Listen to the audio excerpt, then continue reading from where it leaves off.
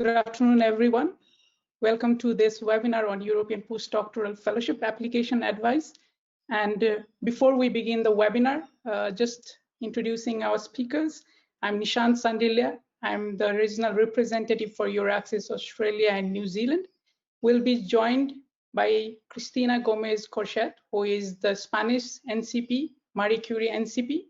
And then we have Julia Marchingo, who is an Australian MSCA fellow, who recently finished her fellowship from University of Dundee, Scotland. Before we start, I just want to briefly tell you that we had predecessor webinars before, 2 webinars on Marie Curie Individual Fellowship on April 30 and May 20. So of course, before we move on to the details, on your screen, a poll will appear, and we want to understand how much information you have regarding Marie Curie. Can you see the poll at the moment? Yes. The poll is, do you know the basics, eligibility, application process, and how to find a host for the Marie Curie Individual Fellowship call? Just feel free to put your opinion. I can see that the poll is progressing pretty well. I'll give you 5 more seconds before I close the poll. 3, 2, 1. So I'll close the poll. I have very interesting sort of results that have come through, which is 33% is very well, 37 somewhat, and 30% is not at all.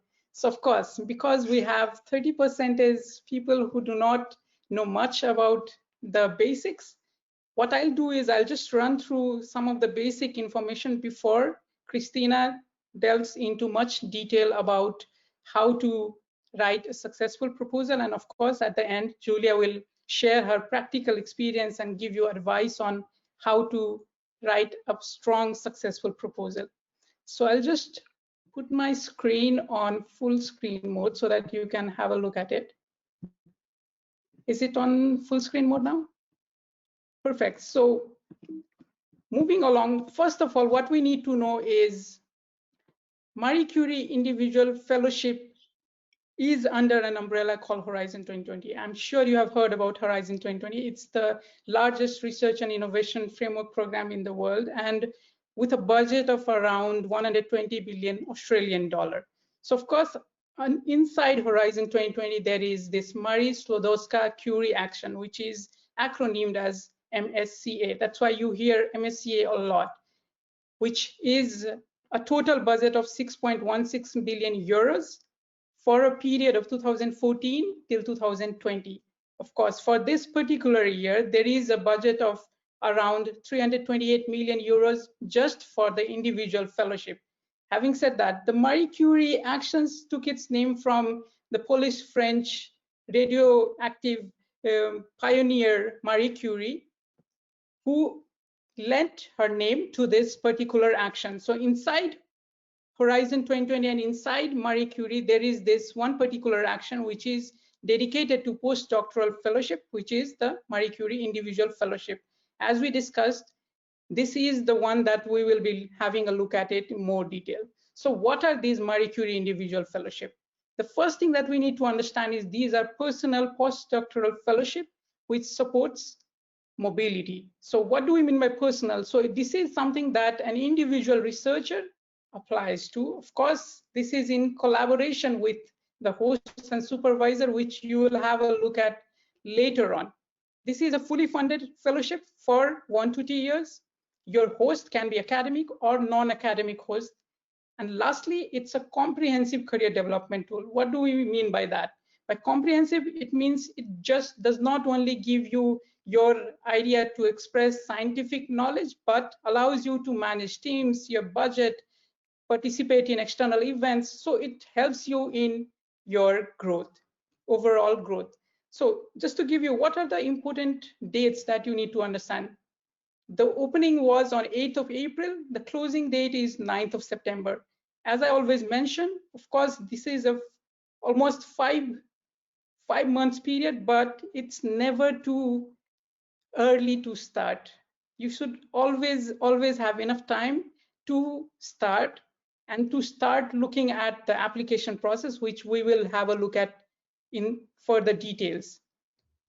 Of course, we have this burning topic. What are the research topics that are funded? As all of you know, it's open to all the domains of research. There is a bottom-up principle. By that, we mean that whatever a researcher is willing to research, if they have a strong enough proposal, they are more than welcome to propose it. Who can apply for a Marie Curie Individual Fellowship? It's open to all nationalities, open to all academic disciplines, and there is no age or experience limit. However, there are two eligibility criteria that we'd like to highlight. The first one is related to qualification. It's open to experienced researcher, ERs, but what does that mean, ER? So there are two things that you need to understand. Either you need to have a PhD or you need to have at least 4 years of research experience. So some of you might have questioned, what does research experience constitute to? The first thing that you need to understand is you need to have spent conducting research in a full-time position after completion of your university degree that entitles you to read your PhD. In most countries, this is master's degree. However, in some countries, it can also be a bachelor degree. You must be able to document that, right? So if you have carried out certain employment contract, you might have lab results, you might have research output, you might have, these are sort of proof that you can put forward. The second important criteria is mobility. Since we are focusing on European fellowship, you need to move to Europe for a period of 12 to 24 months. However, there is a mobility rule that applies. What does that mean? So for instance, if you intend to move to, for instance, Portugal, and you want to move to Portugal, you need to make sure that in the last 3 years, you have not stayed for more than 1 year in Portugal. So if you have stayed in Portugal for 1 year, you will not be able to have Portugal as your host country. That is the second important mobility criteria. Having said that, now we need to understand where can you go for this European fellowship. There are 27 EU member states and 16 associated countries that you can choose as your destination. An automatic question comes, can I go to the UK? Yes, you can. UK institutions are still eligible to host fellows under this 2020 call. What else is unique about Marie Curie Individual Fellowship? Of course, you need to understand that when you write a proposal, it's not your sole proposal. You need to have joint effort with the host organization, which of course has the supervisor. It is something that Katrina will also elaborate on, but you need to understand this is a joint effort. At the very beginning, you need to start working together with your host organization. Of course, by host organizations, they also have their research office, which help you in proposal writing, but this is something that Katrina will be able to elaborate more on. What type of host institutions can you choose? There are three, of course, there are two major categories, academic and non-academic institutions. However, for an overarching understanding, there are universities, then there are research institutes, and then there are private companies.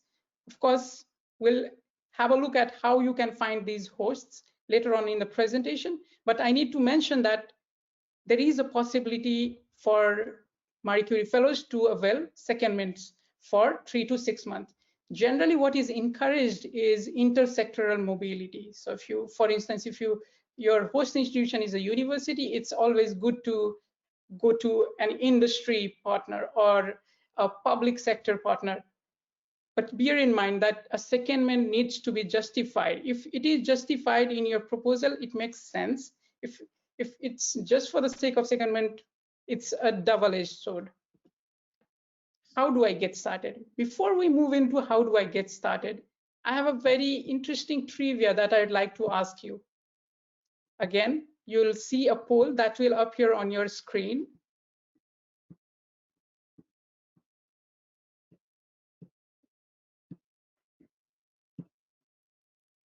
Can you see the poll now? The question is, it's just general knowledge. Under Horizon 2020, how many researchers from Australia and New Zealand have been involved in Marie Curie Individual Fellowship. Of course, as of 25th November 2019 is the last refresh date that we have the data for. Just to understand, do you think it's less than 50, it's 50 to 100, or more than 100? I'll give you 5 more seconds so that you could put. I can see that 59% of you have voted already. 3, 2, 1. So I'll close the poll. And again, interesting results that I can see. 40% think that it's less than 50. 38% think that it's 50 to 100, and 23% think that it's more than 100. Yeah, I think the minority are correct in this because it's more than 100. To be precise, there are 86 researchers from Australia and 23 researchers from New Zealand who have been involved in Marie Curie Individual Fellowship in the past till November of 25th, 2019. Of course, the 2020 call is still remaining.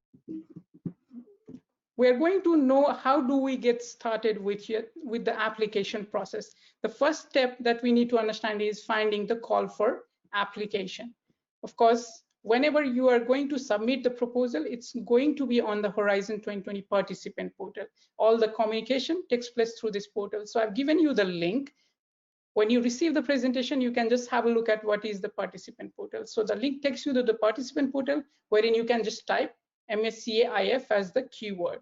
Of course, we have also made a document which says how to submit an IF proposal. It's a sort of tutorial. The link will take you there so that you have the process of how to apply for this MSCA-IF. Nevertheless, I've also created a QR code which will directly take you to the IF call. So first you need to read the call carefully.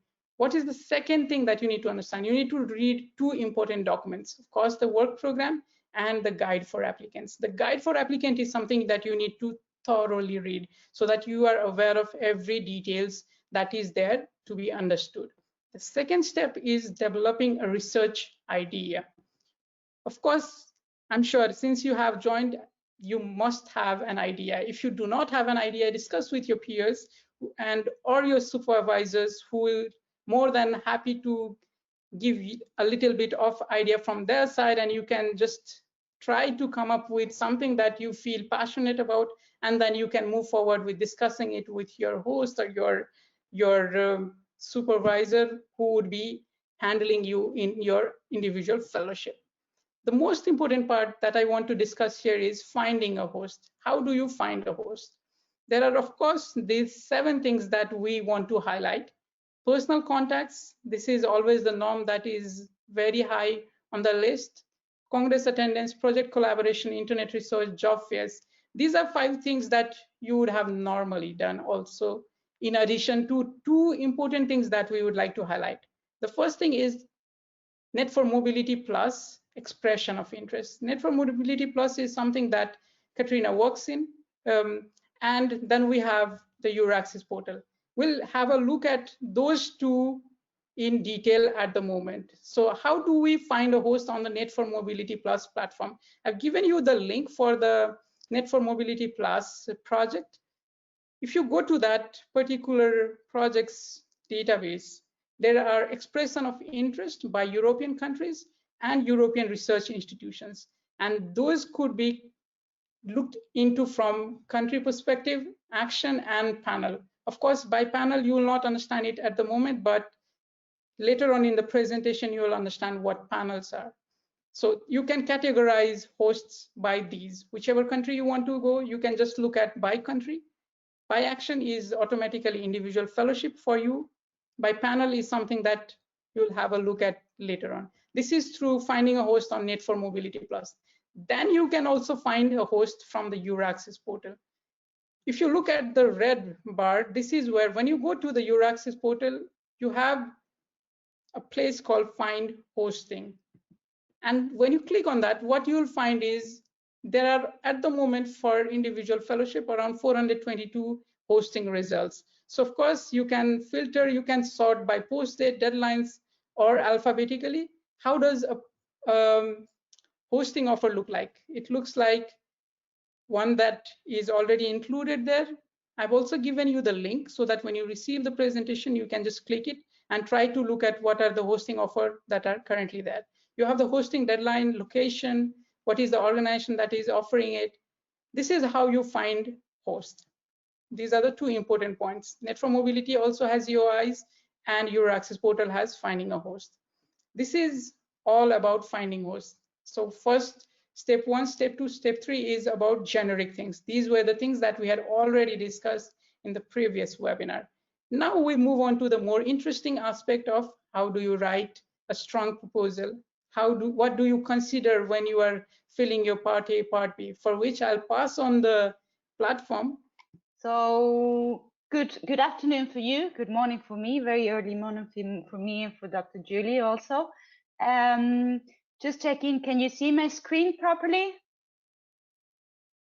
Yes. Yes, okay. So I'm going to turn off the camera just in case because of the connection, but I wanted to say hello. And of course, thank you, Nishant, for the organization and for the invitation. And now I'll go into details. There it is. Let me see if I can make it full screen for you. That's it. So let's get started. Thank you. Okay. So, well, it's a pleasure to collaborate with EURAXESS Australia and New Zealand and help you promote the MSCA actions.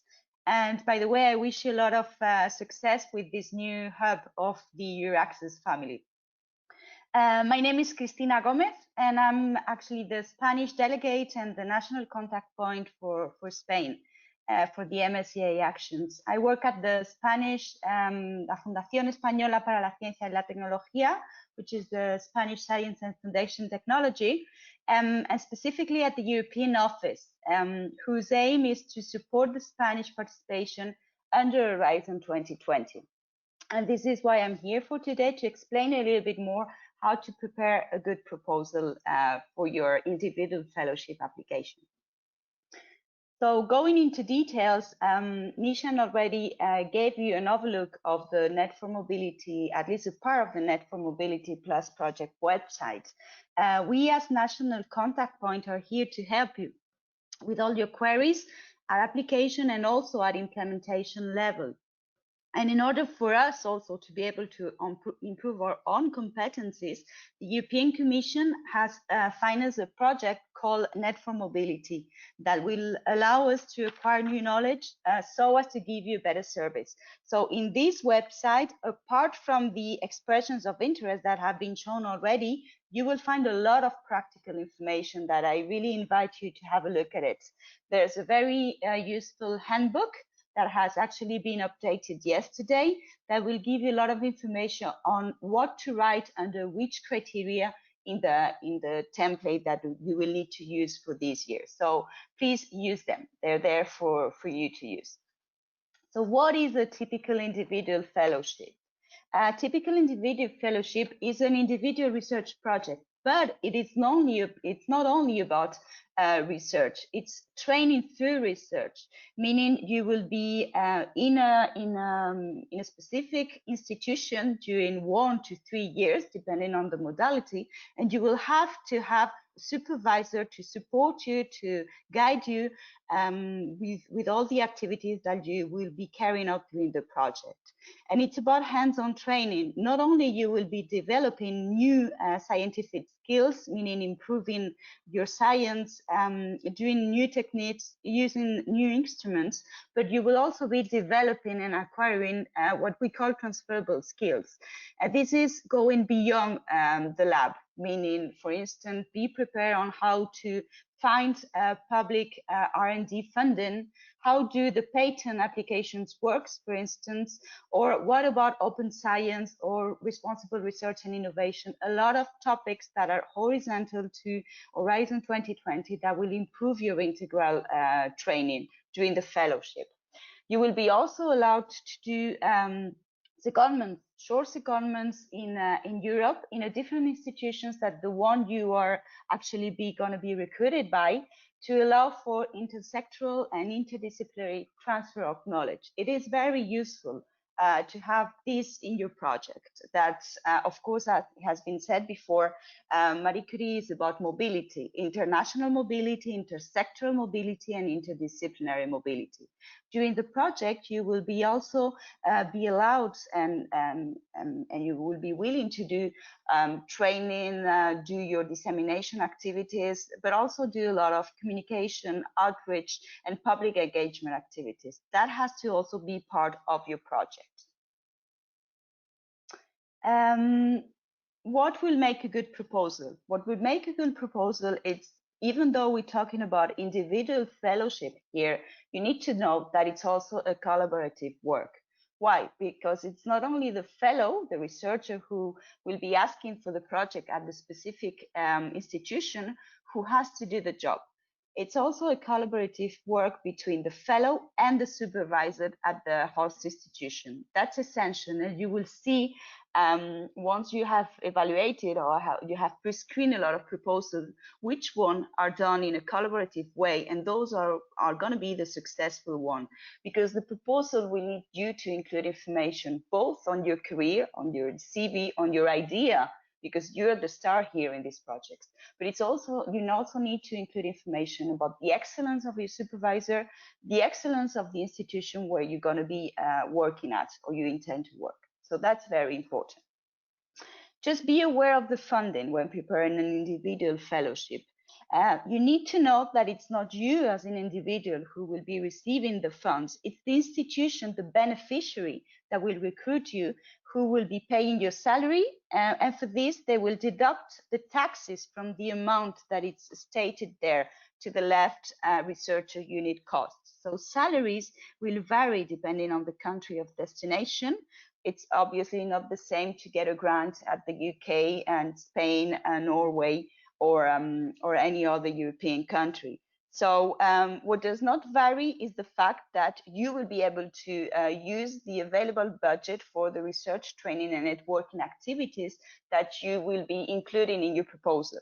Okay, no need to specify anything about the budget at proposal stage. It is already predetermined. It will be deducted by the number of months multiplied by each of these allowances. But from a personal and a management point of view, it is good for you to know what is available. And we always recommend you to talk about these financial aspects with the host institution very early in the process. Marie Curie MSCA is a very competitive program. It is, and I wanted to give you, before going into details on how to prepare the proposal itself, a number of data that I think it's very comprehensive. So you can see the amount, the number of evaluated proposals goes almost up to 10,000 the last year, and the number of retained proposals around 1,475, meaning the success rate, the overall success rate is around 50%, which is a good average for Horizon 2020 indeed. So these are the number of proposals that were submitted last year and that were retained for funding. And what you can see to the right side of the screen is the success rate concerning the different modalities of the European and the global fellowship. For you maybe to have an idea of your own scientific domain, this is what you need to aim at as a cutoff score for you to be funded. So the projects needs to be excellent. They need to score around, well, you can see more than 89 at least, up to 93, 93.4 out of 100 to be funded. And that's the reality. Some statistics also on the number of proposals submitted and funded per different scientific panel. You know that under the European Fellowship, the ones that we will be focusing on today, the ones that will allow you to go to Europe for a period of time, you have the 8 scientific areas, and you also have 3 multidisciplinary panels: Career Restart panel, the Integration panel, and Society and Enterprise panel. So there you have the number of proposals that have been funded throughout the different panels for your own information. I think it's important. What it's also important, or at least give you an idea of how the countries are participating on the Sklodowska-Curie actions, is the number of projects that have been given to the specific countries. Okay, those are certain numbers of countries, UK of course, and as Nishant correctly say, you can ask for a European fellowship for UK because they're still eligible this last year of Horizon 2020. So if you're willing to apply with a UK host, that's fine, no problem. And you can see there the number of countries, which is just as UK, Spain, France, Italy, Switzerland, Germany, the number of very successful countries receiving candidates in Europe. You also need to know that it's hard. It's very competitive, it's manageable, and the Dr. Julia will explain us how she made it, but it's also true that sometimes you need to apply not once, but twice to get it. And you will see that the success rate goes up to 22% for people who resubmit the proposal and then get funded on the second stage. So if you don't manage on the first time, then be aware that you might be able to manage on the second time. So be persistent. The last statistics that I wanted to show you before going into the evaluation criteria is actually the PhD, the research experience. There is no maximum date or age or limits concerning research experience. It's true though that there are a number of years after PhD where candidates are more successful. You can see the numbers there in the screen. Having said so, obviously, evaluators know that a project will be different if it comes from a person who just obtained the PhD than from a person who actually has 7 years of research experience, where his or her objectives, aims, and ambitions will be different, and it will be differently evaluated. So what are the different evaluation criteria? There you have them. It's about excellence, impact, and implementation. You also have the weight, where you will see that the excellence is the higher criteria to take into account, but you really need to do well in all the 3 of them. There's a minimum threshold of 70%, but you've seen that the scores really are very higher than this in order for you to be able to be funded. So what I will go through today with you is how to write the proposal following these specific evaluation criteria and sub-criteria that you need to respond to when you prepare this 10 pages proposal. So under excellent, which will be what is the project about, you will have 4 different subsections. Under impact, meaning why are you doing your project, you will have 3 sub-criteria to tackle. And then how, meaning how will you implement and manage your project, you will have to deal with 3 specific sub-criteria. Having said so, evaluation is not only about excellence, impact, and implementation, but you also need to take into account additional aspects, horizontal aspects to all Horizon 2020 topics to build your project. For instance, concepts related to responsible research and innovation, and that aims not only to allow science to become closer to society, but also want to make the citizens part of the methodology and the execution of science. We will talk a bit more about this when I introduce you to the different evaluation sub-criteria, such as aspects such as gender equality, open access, ethics, or public engagement, and we will go through them because they will be important in your proposal. So for you to understand a little bit how it works, the evaluation process, and who will be pre-screening in your reviewing your proposal. Each proposal is evaluated against the award criteria independently by at least 3 experts. And these 3 experts can come from very different fields. They can be very expert in your area, but they can also have a more general overview, meaning you need to ensure a very scientific way of writing, but it also needs to be feasible to understand for people with maybe a little bit less of background than yours. So be aware of that. The experts prepared an individual evaluation report with comments for each criterion. They do that directly online. All has been for the last couple of 3 years already. It's always remote. So for each proposal, the individual experts then form a consensus group in order to reach a common view and agree on common and scores in a consensus report. Then what will be done by the vice chair and chairs, who are the ones who coordinate each panels, will be to rank the panelists in order to give the priority list of proposals that will be funded. And this is what you need to aim for. You need to aim at a 5 for excellence, a 5 for impact, and a 5 for implementation. Obviously, it's not easy to get them, but to get close to funded, you need to at least reach 4.8 in each of them. And just for you to know, this is what the individual evaluation report from an evaluator looks like. What they have to do is follow the evaluation criteria that we will go through and include strengths and weaknesses in each of them. Okay, so that's what they will be doing for each of the criteria. So need to ensure that the evaluators don't find any weaknesses in your proposal. That's the idea. What you will include in your project, you will have a title and you will have an acronym.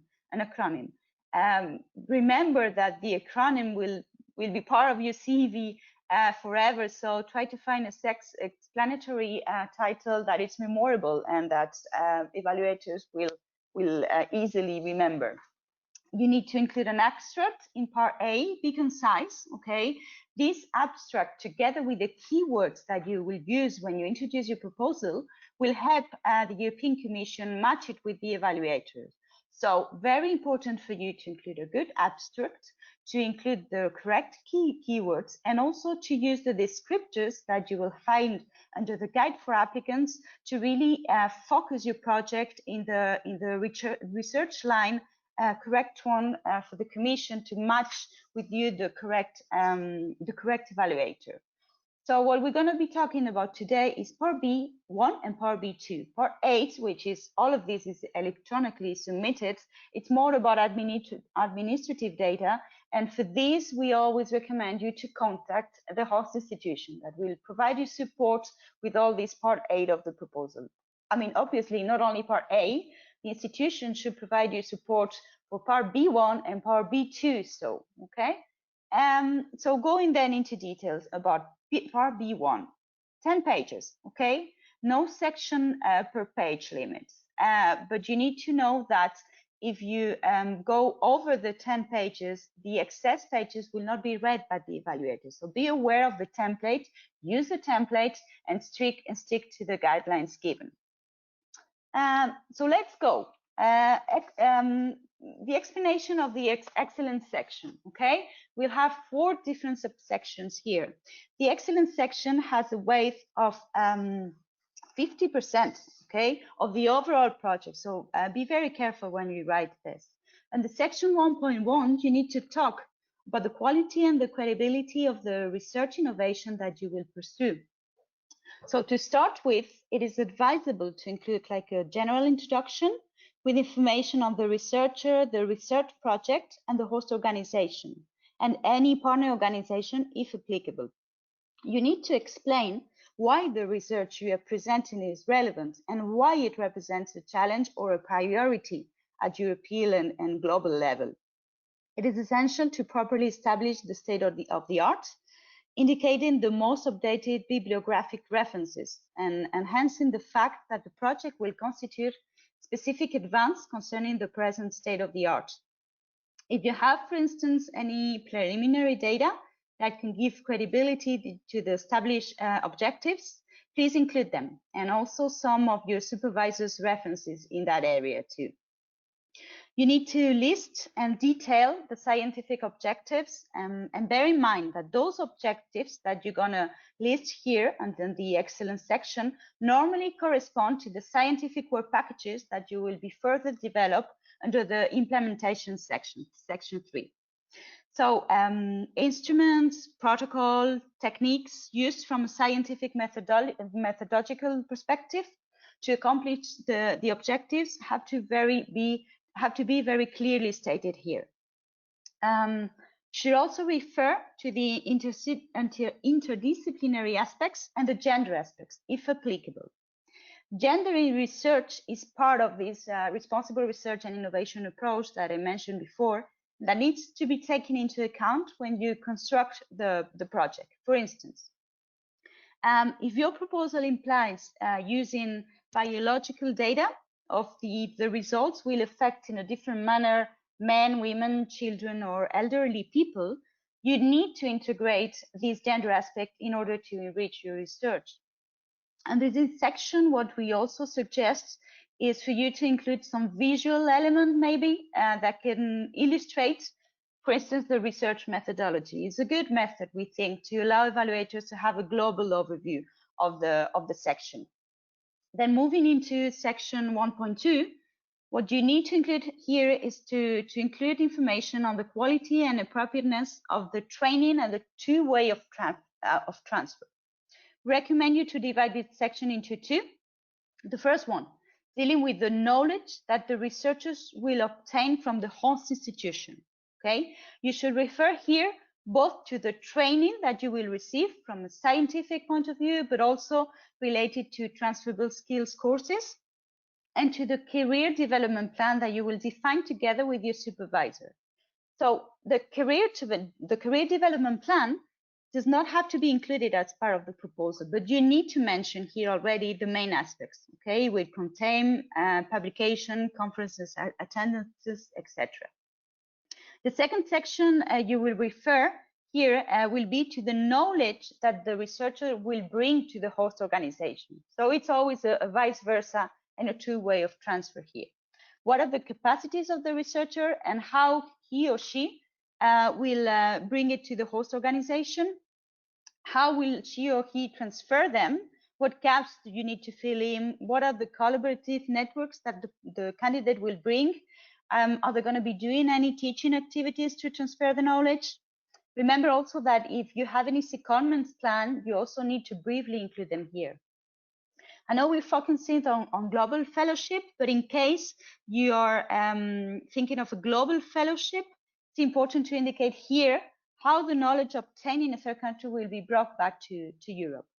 Under this section, you could, for instance, also include a table where you can list all the details concerning the training received. Maybe you will use less space using a table than text. Sorry. So then the last two sections of the excellent one. Section 1.3 will measure the excellence and the quality of the supervision and the integration of the researcher in the host organization. You'll need to show here the scientific excellence of your supervisor by writing the most relevant aspects of his or her research career, such as the number of publications, H index, and also, and very important, the expertise in mentoring doctoral candidates, PhD, postdocs, etc. Be aware also that under section B2, that I will show you later on, you also will be able to include contact on the supervisor and the institution. So you do not need to duplicate the information here. Concerning the integration of the candidate here, you don't need to talk about infrastructures because these will come under implementation. But what we need to show here is how the candidate will be integrated in the research group. Show the excellence of the group and also name specific activities that will allow a good integration. And again, if you have opted for a global fellowship, you need to include here information on the two institutions, inside and outside of Europe. And lastly, section 1.3 is dedicated to convince the evaluators that the candidate is in an optimum position to improve his or her career thanks to the fellowship. So how do you do that? The researcher has to prove that she or he is the most adequate person to carry out the activities included in the project. So indicate here the main achievements, enhancing the skills and the strengths that will allow you as a researcher to carry out the activities during the project implementation. The CV that is part of B2 will be taken into account when reading all these excellent parts. So make sure there are not discrepancies between the two parts, B1 and B2. So after section excellent, which is 50% of the score, we will go into details now into the evaluation criteria of impact. First of all, you need to be aware that MSCA measures impact at 3 different levels. okay? And you need to take that into account when you write the section. First of all, an impact for researchers, as researchers will see their skills and competitiveness strengthened and improved during the project. There will be an impact at institution level because it will allow for improved intersectoral collaboration and enhancement of the collaboration and also the networks. And of course, an impact at European level. Bear in mind that these actions have the goal to make Europe competitive and attractive for all researchers around the world. Then, under section 2.1, what you need to include here is you need to further develop how the fellowship will enhance your career as a researcher. So show the impact, how the new competencies acquired during the project will help you obtaining new opportunities in the future. Indicate concretely what is the possible path for you in a medium and even to long term after the end of the fellowship. Here it's good in mind to have in mind some of the initiative and the policies at European level dealing with scientific career development. Section 2.2 refers to the dissemination and exploitation of results, but only the results from a scientific point of view, okay? Indicate here the papers you intend to write, where will you publish them, the main and the more relevant scientific fair congresses that you intend to attend. And please be aware that you need to publish following the open access instructions by the European Commission, and you need to include a data management plan. There are guidelines for this to help you in the call portal anyway. Besides, if you think that the project can have exploitable results like patents, for instance, make sure that you include the needed actions for instance, support from the Technological Transfer Office, and also include activities targeting the industry or any other stakeholder that might be interested in your project and in the product of your project. Okay. Then under section 2.3, the measures to communicate the action to different target audiences are requested here. We're talking about the need to have a communication plan, okay, showing both the target audiences, like normally here you will talk to society in general, to children, the channels to convey your message, a website, press releases, public engagement activities such as the European Researchers' Nights, being an MSCA ambassador, for instance, and also the impact it will have, meaning you need to be able to quantify, if possible, how many people will be reached during these activities. Stay in touch with the European offices of the hosting institution you will be applying with, because these people will possibly know if there are already existing activities within the institution that you can include here under the impact section. And we are slightly moving to the last evaluation criteria, which is the implementation one. The implementation section, basically what it includes is information to ensure the efficient use of resources. The European Commission wants to know that the project will be implemented in the best way to allow the higher impact, okay? So it's really a European project jargon that you need to get familiar with. So under section 3.1, it refers to the coherence and the effectiveness of the work program. You need to include here different work packages. And remember, those work packages will come from the scientific objectives that you have defined under the excellence section. Indicates also the task that you will carry out, the deliverables that you will obtain, meaning reports, databases, like scientific outputs you will commit to submit to the European Commission, the milestones, meaning any control point during the project. We recommend to include not only the scientific work packages, that can be 1, 2, 3, that depends. Maybe Dr. Julia will explain a little bit more the number of work packages that she has under her project, but we also recommend you to include horizontal work packages, meaning a work package on management, on training, work package on dissemination and communication, okay? And watch out for any inconsistencies between the training section under excellence and the communication and dissemination sections under impact and this section here, okay? You need to indicate You also need to indicate here the number of resources you will use. This is what we call the person month, and that's the research you will dedicate to each work package. To do so, what you need to take into account is that normally the total number of the project is 24 months for a project, and you will have to assign to the different work package a specific number of person months. You can also indicate here the support that you will receive by your host institution. For instance, who and how much will somebody support you, like your supervisor, the European Project Office, the Technological Transfer Office, for instance. Finally, there is a Gantt chart. Let me show you the next slide just. This is an example of a Gantt chart that is included in the guide for applicants. You need to modify it accordingly to your own project, okay? Then section 3.2 refers to the management structure and the risk management. Show here that the institution is the most adequate one. If there are previous participation under Horizon 2020 and management on MSCA, for instance, it's good to show data showing their experience in managing these grants. If the institution has been recognized with the HR logo in excellence, mention it, and also indicate if the institution is part of the EURAXESS initiative. That's also good to know. Take some time to talk about the monitoring and the supervision and how it will be handled. Then include a table where you will mention the different scientific and managerial risks that you will be confronted with. That's essential. Do not forget this. And also include the measure that you will take to undermine the risk. Quantify these measures if it's possible for you to. And finally, under section 3.3, you need to indicate that the infrastructures and scientific equipment you need to carry out during the project, these are available at the institution, okay? You name them.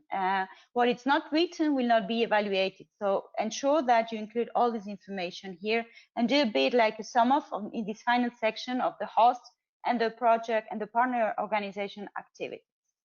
So to finalize with the proposal, you also have section B2, and this is, I will very quickly go over it. B2 is also part of the document that the evaluators will evaluate, okay? Although there is no page limit that there is for the part B1 section. So here you have a model, a template, how to include your CV. If you do not have your PhD yet, you have to complete a table that you will see to the right-hand side there, including all the information on your research experience. Then you also have to list here the name of the institutions that participate. Again, please contact the European offices because they will help you with this. And also be aware that under Horizon 2020, if there are any ethical aspects that you need that may arise in your project concerning data privacy, for instance, or protecting vulnerable people, there are a lot of issues that can have ethical aspects to deal with. You need to identify them and include here how you will manage them during the project. And just for the global fellowship here, the letter of commitment, that it's compulsory. So to finish with some take-home messages, please be familiar, and Nishant already said that to you, be familiar with the funding and tenders participant folder. You need to really read quite well the guide for applicants. Read it once, twice, the number of times you needed to understand it, because all the information is there. And my last take-home messages for you will be that as I mentioned before, it is not a research proposal only. It's a proposal for training in research, and that's different, meaning you really need to take care of the research and of the training in the content of the project, okay? Do not be overambitious. The project that you're gonna show here, it needs to be feasible and doable in the period of time you have included, 1, 2, or 3 years. So you need to be realistic. Be precise and follow the structure, okay? Structure your proposal well. And try to have the best match. It's not only about CV here, it's about having a good match and a complementarity between the researcher and the supervisor. What you're gonna provide, what will be your knowledge that you're gonna transfer to the institution, and what will your supervisor be able to transfer to you as a knowledge? That's essential. About your CV, maybe you do not have your perfect CV, but what you need to show is that thanks to the training, any shortcomings will be mended here. So this will significantly improve your career.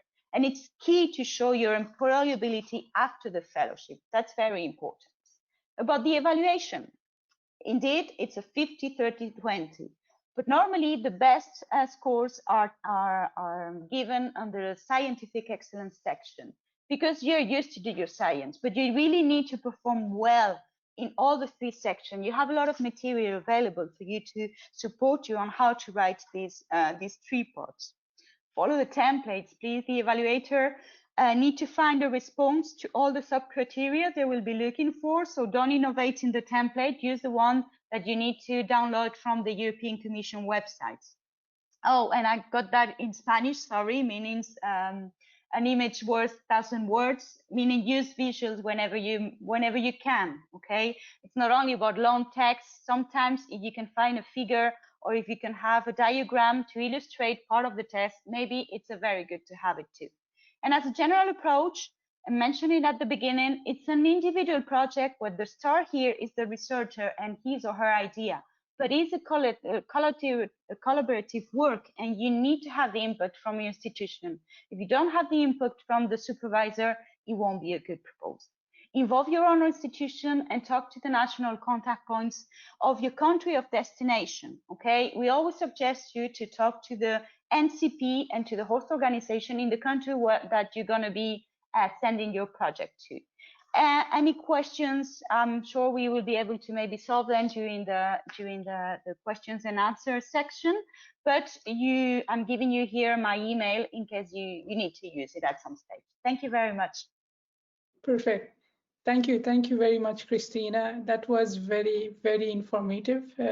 I'm sure all the audience did find a lot of useful information that they can now start slowly digesting.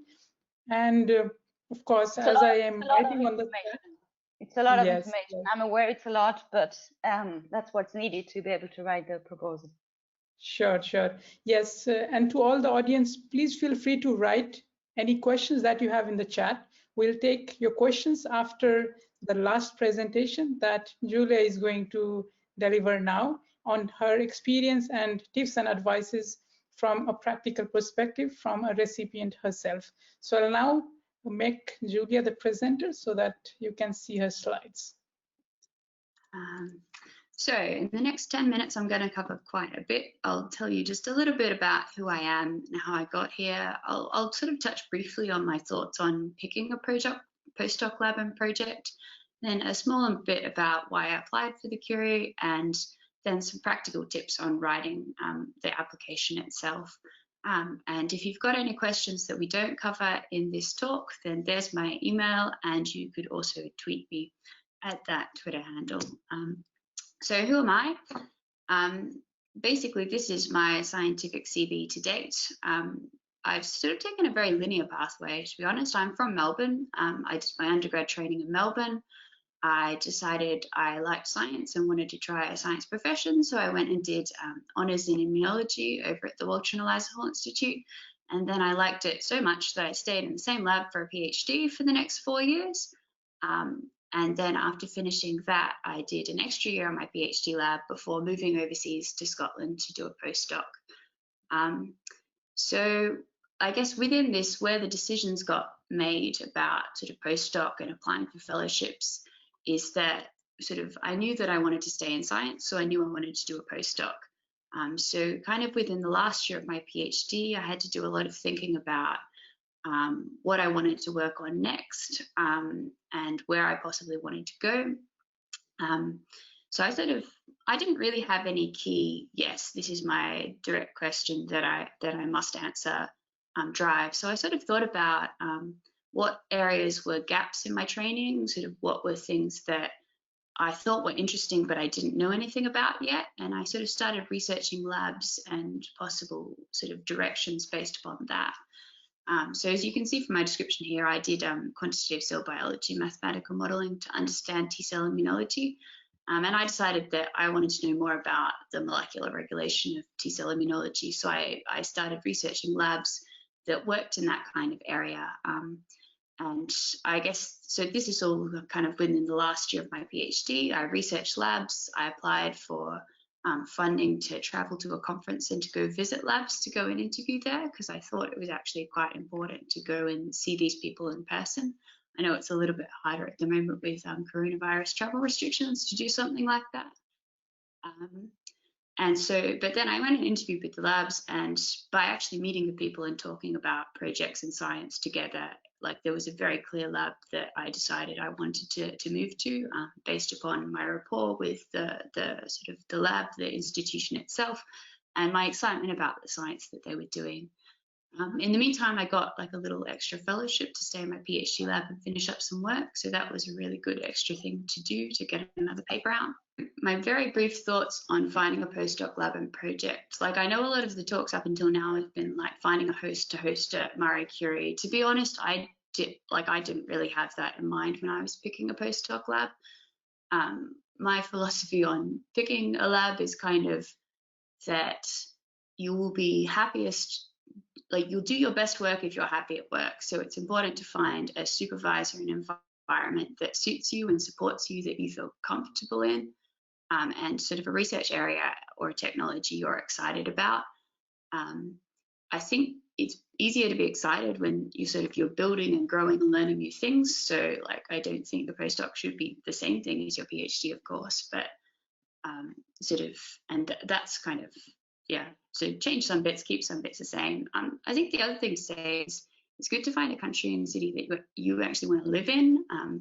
And living's not the same as having a holiday. So, you know, because you spend time in the lab, but you also spend time having a life outside it. So I think it's really important to consider all of these things when picking your next step. So why did I apply for a Curie? As I told you, I am a scientist, but I want to have a career in science. And so for me, a postdoc was the obvious next step. But why apply for fellowships? Well, it's sort of I guess they're important for building a CV, for demonstrating that you're fundable as a scientist, that you can come up with fundable projects. The fellowships are also really good for giving you more independence with regards to what you're working on, because you're not then absolutely beholden to your boss's grant money for your project. It gives you, I guess, more freedom to negotiate within your lab about what you want to do. I guess the other thing is the Curie in particular is very good because it has money not just for your salary, it also has money for the organization, and it has money for things like travel and career development as part of the fellowship. And that's really good because it means you can, like, if you realize halfway through the project, sort of some of the scientific results have come out differently and suddenly you need to get sort of trained in a new area of science, you can go, oh, there's a training course in that area, I've got some travel money, I can go learn this. So it's really good for supporting that kind of career development as well.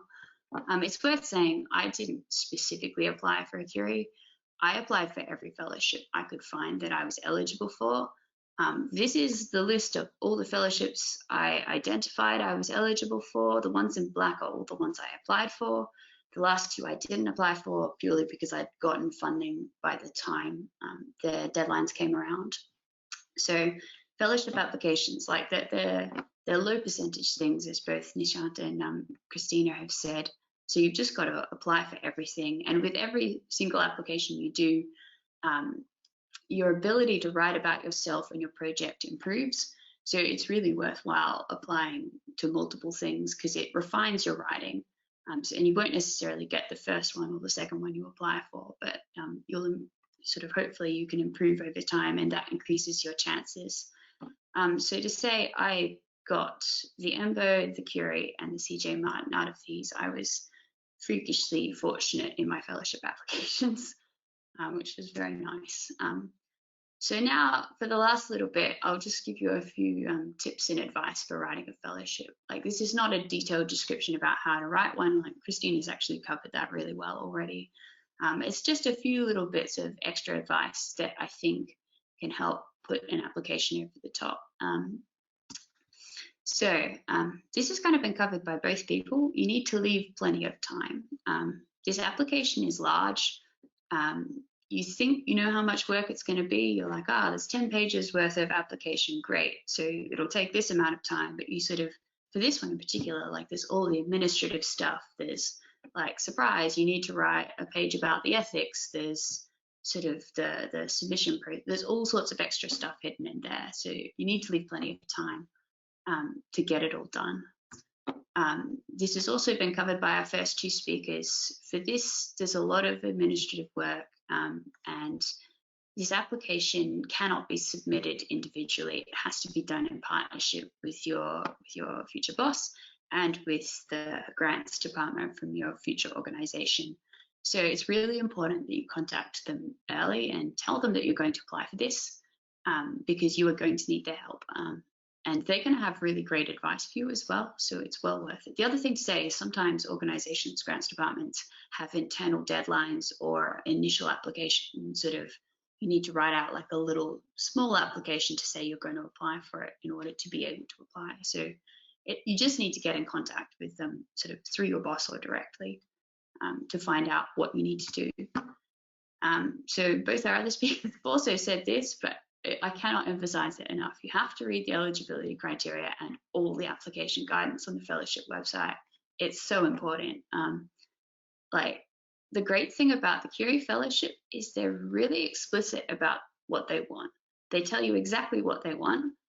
In this case, you know, the goal of the fellowship is to enhance the creative, innovative potential of experienced researchers wishing to diversify their individual competence in terms of skill acquisition through advanced training, international and intersectoral mobility. So that's what they want to fund. And then they give you, again, Cristina has shown this already, they give you exactly how they're going to mark it, exactly how they're going to weight it, all the criteria that you need to cover, and they tell you how they're going to score it. So what's really, is great, because it basically, that is what you need to cover. That is, you need to cover all of it, and you need to be excellent in all of it. As Cristina mentioned, you need to get, you know, a very high, very good in all of these criteria in order to be fundable. So with regards to preparation, another really important thing to do is to get a couple of examples of previous successful applications. It's enormously helpful in writing your own to actually have examples about how other people have written their applications.